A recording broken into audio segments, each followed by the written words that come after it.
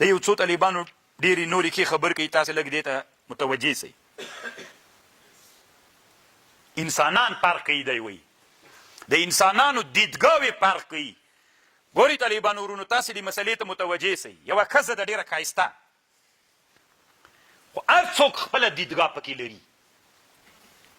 دغه ښځه ډېره حسینه او ښایسته ده، د دې وړکی بچی ده. ښایسته ښځه دلته ناسته ده، یوې وړکی رضیع بچی ده، صحیح ده. یوې مور و پلار دي، یوې ورور ده، یوې میړه ده. یو د دې ښځې مخکې له دې میړه نه بل میړه و، یو پردی سړی ده. دا ښځه دلته منځ کې ناسته ده، هر یو ورته راګوري. مثال ته متوجه سئ، هر یو دې ښځې ته راګوري.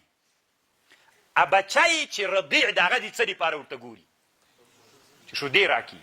د هغه بېله دیدګاه ده، په هغه بچي کې یوه معنا پرته ده، هغې معنا حل کړی چې د مور ته ورګوري. صحیح ده. مور و پلار یې چې ورته ګوري، دې ښځې ته، د حسینې ښځې ته یې مور و پلار هم ناست ورته ګوري. دیدګاه څه شی ده؟ خوند ورکوي چې دا مو اولاد ده، هغه د دې وجې نه ورته راګوري. ورور یې څه ده؟ یو بله دیدګاه لري، د هغې وجې نه ورته راګوري. میړه هم ناسته، اوسنی میړه، هغه طالبانو ورته ګوري، هغه یو بله دیدګاه لري چې خوند ورکوي. مخکینی میړه هم چې مخکې میړه و د دې ښځې طلاق کړې، د هغه یو بله دیدګاه لري. طالبانو چې دا خو ډېر د مینې کتل ورته کوي دا میړه. بلینی چې ده هغه وایي داسې تحسر افسوس کوي چې مخکې خو دما ښځه اوس ده ته ورغله، څومره حسینه او خوندوره ده. طالبانو د بل دیدګاه نه ورته راګوري. هلته یو بل سړی ناست، طالبانو هغه د بل نظر ورته راګوري، وایي چې دا خو مې وزلې وایي که نه، دا دما په لاس کې چې نه ده، نو بل چا په لاس کې دې نه وي وزلې مې وایي. هغه دې دیدګاه نه یوه څوک ده، یوه جمیله ښځه ده، هر څوک ورته راګوري، خو د هر چا کتل په زړه کې یوه معنا پرته ده. هر څوک خپلې معنا دې ته اړ کړي چې ورته راګوري. هر یو ټول یو کتل دي په ظاهره باندې، خو په حقیقت کې یو کتل دي، که بیل بیل کتل دي. نو اوس راځئ طالبانو ورونو، اسلامي امت کې علما د الله د انبیاو وارثین ګرځولي دي. کله چې اسلامي امت ته د علوم طبیعیه خبره وسوله چې ګورئ اسلامي امت علماو د علوم طبیعیه دا ضرور دي، علم زده کوي. وعلم آدم الاسماء، آدم علیه السلام چې الله په ملایکو فضیلت ورکړي، چا وجوه؟ د علم وجوه. د اسلامي امت علماو علم زده کوي، علم ووایي خلکو ته. نو دیدګاوې دلته مخالفې وې. چا ویلې چې نه موږ وسله نه جوړو، څه کوو چې وسله جوړو؟ ځکه فلکم فی رسول الله اسوة حسنه، رسول الله په توره جنګ کړی ده، نو اقتدا رسول الله پسې کوي. د دې دیدګاه داسې وله چې بس موږ به هم په توره باندې جنګ کوو، ټوپک ته بیخي ضرورت نه لرو. او موږ د رسول الله مخالفت نه کوو، رسول الله په توره جنګ کړی ده. که د رسول الله مخالفت څوک کوي دا ګناهګار ده. هغه مولا چې نارې وهي چې وسله نن محاصره جوړه کوي، دا مولا هم ګناهګار ده، ان کفر ته رسېږي. دی اصل کې د رسول الله مخالف ته که نه د کفر فتوا پې ورکوي، که نه دا دیدګاه ده. ځکه هلته وایي چې فلکم فی رسول الله اسوة حسنه. همداسې پېښه وسوله طالبانو. دی وایي کما اخبرت بذلك عن بعض علماء ترکستان منذ سنین. کله چې امیر د بخارا علما د بخارا را جمع کړل، ورته ویلي چې روسان راغلل، موږ به وسلې واخلو، که تاسې خوښوئ. علما ورته ویلې نه، موږ په توره جنګ کوو. رسول علیه السلام په توره جنګ کړی. د بخارا بادشاه ته یې ویلې که تا وسله واخیستله او خلکو جنګ په ټوپکو په وسله باندې شروع که، دا د رسول الله مخالفت وسو، د رسول الله د سنتو خلاف وسو. چې خلاف وسو دا ناروا کار ده. بس بادشاه ته فتوا ورنه کړله، روسان پرې راغلل، دوی سره تورې وې، ده به توره دلته خوروه، دغه جنه به شنګ ترجیک کته به یې راوغورځاو. تر ننه پورې بخارا د اسلامي امت له لاسه وتلې ده. تر ننه پورې بخارا د اسلامي امت مسلمانان یتیمه پاتې د مدرسه نسته، 18 کلن پورې هلته دین هلته بیخي مدرسه سته ده نه چې ته وایې داسې د طالبان را جمع سي. الله دې د مسلمانانو په رحم وکړي، په حال باندې رحم وکړي. بیا همدغه علما وایي فتوا ورکړه چې هغه تاجر چې له روس نه یې وسلې اخیستلې مړ یې کوي، بیا یې مړ کړه طالبان.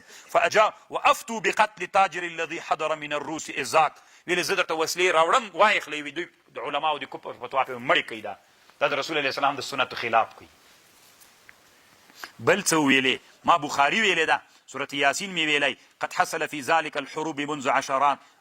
دا دواړه رایې غلطې رایې دي. بل راجیک څه ورته ویلي چې ما قرآن ویلی ده، حدیث می ویلی دي، بخاري می ویلی ده. د الله په خاطر باندې قرآن و حدیث تاسې چې کومه خبر کوئ دا ټولنه سستوئ، کینوئ، ټولنه و اسلامي امت له منځه وړئ، دا نه ده سمه رایه.